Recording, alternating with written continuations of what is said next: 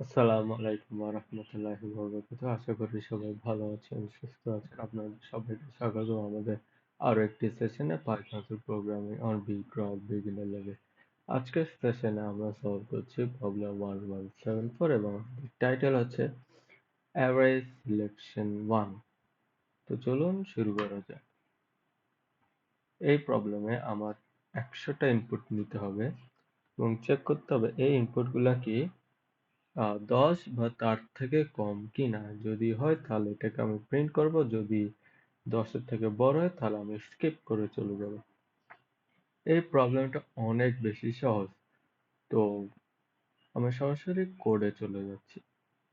তো শুরু করব আমি ফর আই রেঞ্জ। আমার 100টা ইনপুট নিতে হবে, এই কারণে 100।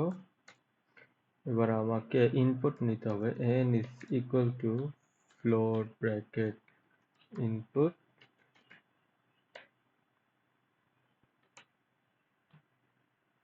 এবার আমি চেক করব এই ইনপুটটা কি 10 বা তার থেকে কম কিনা। if n less than equal to 10,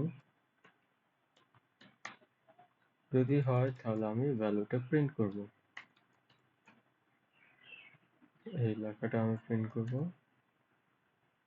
তো 0 জায়গায় হবে ইন্ডেক্স i, আর এই জায়গায় হবে আমার ভ্যালুটা which is n shift colon 0.1f, যাতে আমি 1 ডেসিমাল প্লেস পর্যন্ত প্রিন্ট করতে পারি। দেখি এটা একটু রান করে। আমি ফার্স্ট নিই 2 3, ঠিক আছে। আমি যদি -2 -3 নিই তাহলেও ঠিক আছে। কিন্তু আমি 10-এর থেকে কোনো বড় নাম্বার নিই, 12 23 নিচ্ছে না। আমি যদি নিই, ঠিক আছে, আমার মনে হয় আমাদের কোড ঠিক আছে।